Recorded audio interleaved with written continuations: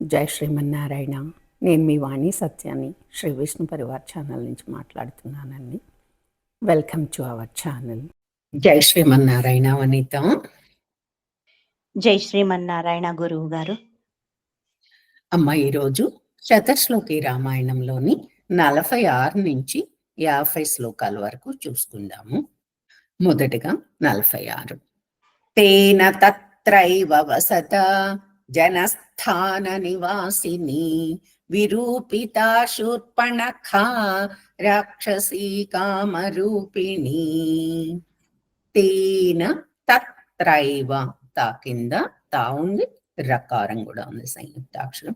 వసత జనస్థాన, సా కింద ఠా పొట్లో చుక్కుంది, నివాసిని విరూపిత శూర్పణఖా, రా కింద పా సంయుక్తాక్షరం, హా మహాప్రాణం, మహాప్రాణాలు ఎక్కడ వచ్చినా గట్టిగా పలకాలి. రాక్షసీ కామ రూపిణి. ఆఫ్లైన్ చూద్దాం. తేన తత్రైవ వసత, తేన తత్రైవ వసత, తేన తత్రైవ వసత జనస్థాన నివాసిని, జనస్థాన నివాసిని, జనస్థాన నివాసిని.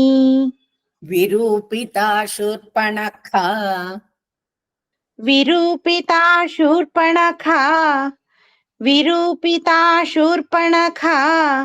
రాక్షసీ కామరూపిణి, రాక్షసీ కామరూపిణి, రాక్షసీ కామరూపిణి. Line wise. తేన తత్రైవ వసత జనస్థాన నివాసిని, తేన తత్రైవ వసత జనస్థాన నివాసిని, తేన తత్రైవ వసత జనస్థాన నివాసిని. విరూపితా శూర్పణఖా రాక్షసీ కామరూపిణి, విరూపితా శూర్పణఖా రాక్షసీ కామరూపిణి, విరూపితా శూర్పణఖా రాక్షసీ కామరూపిణి. ఇప్పుడు పూర్తి శ్లోకం ఇద్దరం కలిపి. తేన తత్రైవ వసత జనస్థాన నివాసిని విరూపితా శూర్పణఖా రాక్షసీ కామరూపిణి. 47వ శ్లోకం. తతః శూర్పణఖా వాక్యాత్ ఉద్యుక్తాన్ సర్వరాక్షసాన్ ఖరం త్రిశిరసం చైవ దూషణం చైవ రాక్షసం. పద విభజన. తతః శూర్పణఖా, శంకర్లో షా కింద షా ఉంది, ద్విత్వాక్షరం, రా కింద పా సంయుక్తాక్షరం, ఖా ఒత్తక్షరం. అన్ని కూడా చక్కగా గట్టిగా పలకాలి. వాక్యాత్, కా కింద యకారం సంయుక్తాక్షరం. మళ్ళీ ఉద్యుక్తాన్, దా కింద యకారం సంయుక్తాక్షరం, కా కింద ఠా, అది కూడా సంయుక్తాక్షరం. సర్వ రాక్షసాన్, సర్వలు రా కింద వకారం. పరం స్టార్టింగ్ మహాప్రాణం. త్రిశిరసం, తా కింద రకారం సంయుక్తాక్షరం. చైవ దూషణం చైవ రాక్షసం. ఆఫ్లైన్ చూద్దాము. తతః శూర్పణఖా వాక్యాత్, తతః శూర్పణఖా వాక్యాత్, తతః శూర్పణఖా వాక్యాత్ ఉద్యుక్తాన్ సర్వరాక్షసాన్, ఉద్యుక్తాన్ సర్వరాక్షసాన్, ఉద్యుక్తాన్ సర్వరాక్షసాన్.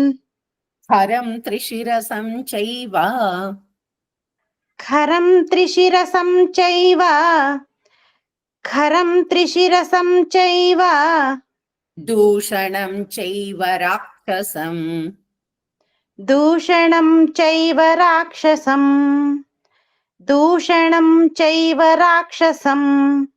Line wise. తతః శూర్పణఖా వాక్యాత్ ఉద్యుక్తాన్ సర్వరాక్షసాన్, తతః శూర్పణఖా వాక్యాత్ उद्युक्तान् सर्वराक्षसान् ततः शूर्पणखा वाक्यात् उद्युक्तान् सर्वराक्षसान् खरं त्रिशिरसं चैव दूषणं चैव राक्षसम् खरं त्रिशिरसं चैव दूषणं चैव राक्षसम् खरं त्रिशिरसं चैव दूषणं चैव राक्षसम् ఇప్పుడు పూర్తి శ్లోకం. తతశూర్పణఖా వాక్యాత్ ఉద్యుక్తాన్ సర్వరాక్షసాన్ ఖరం త్రిశిరసం చైవ దూషణం చైవ రాక్షసం. 48వ శ్లోకం. నిజఘానరణీ రామః తేషాం చైవ పదానుగాన్ వనే తస్మిన్ నివసతా జనస్థాన నివాసినాం. నిజఘాన గాఘ మొత్తక్షరం రణే రామః తేషాం చైవ పదానుగాన్ వనే తస్మిన్ నివసత సా కింద మకారం సంయుక్తాక్షరం, నా కింద నా ఉంది ద్విత్వాక్షరం, రెండు చక్కగా ఒత్తి పలకాలి పై లెటర్ ని. జనస్థాన సా కింద ఠా పొట్లో చుక్కుంది మహాప్రాణం. నివాసినాం ఆఫ్లైన్ చూద్దామమ్మ. నిజఘాన రణే రామః నిజఘానరణే రామః నిజఘానరణే రామః తేషాం చైవ పదానుగాన్ తేషాం చైవ పదానుగాన్ తేషాం చైవ పదానుగాన్ వనే తస్మిన్ నివసతా వనే తస్మిన్ నివసతా వనే తస్మిన్ నివసతా జనస్థాన నివాసినాం జనస్థాన నివాసినాం జనస్థాన నివాసినాం. Line wise.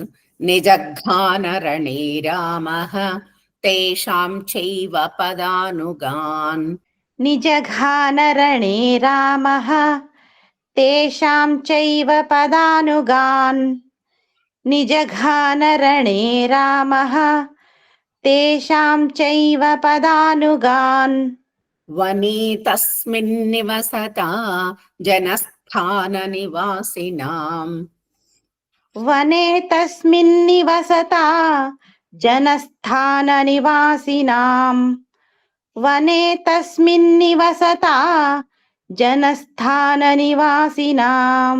పూర్తి శ్లోకం.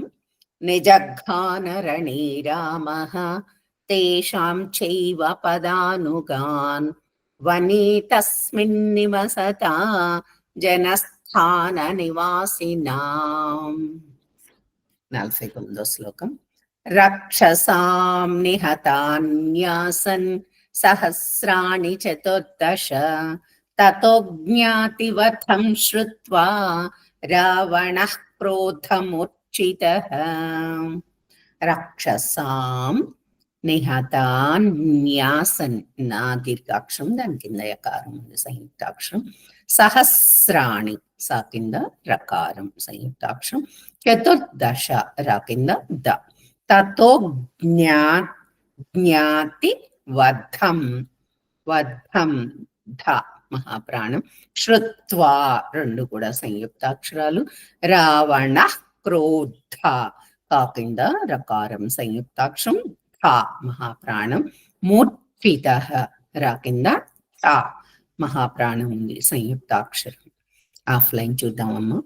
రక్షసాం నిహతాన్యాసన్ రక్షసాం నిహతాన్యాసన్ రక్షసాం నిహతాన్యాసన్ సహస్రాణి చతుర్దశ సహస్రాణి చతుర్దశ సహస్రాణి చతుర్దశ తతో జ్ఞాతివతం శ్రుత్వా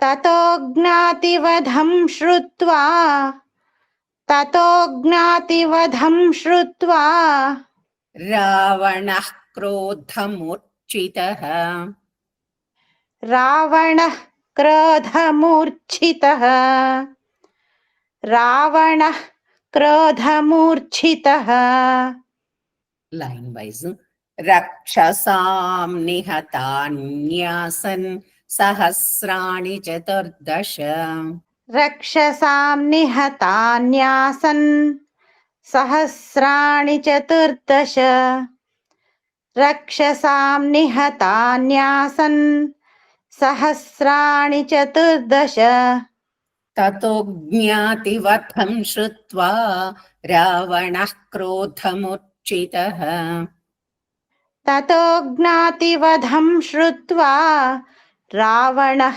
क्रोधमूर्छितः ततो ज्ञातिवधं श्रुत्वा रावणः क्रोधमूर्छितः పూర్తి శ్లోకం రక్షసాం నిహతాన్యాసన్ సహస్రాణి చతుర్దశ తతో జ్ఞాతివతం శ్రుత్వా రావణః క్రోధముర్ఛితః 50వ శ్లోకం సహాయం వరయామాస మారీచం నామ రాక్షసం వార్యమాణః సుబహుశో మారీచేన స రావణః పద విభజన చూద్దాం సహాయం వరయామాస మారీచం నామ రాక్షసం ఏమి లేవు సింపుల్ లైన్ వార్యమాణ రా కింద యకారం సంయుక్తాక్షరం సుబహుశో సా కింద సాద్విత్వాక్షరం ఉంటుంది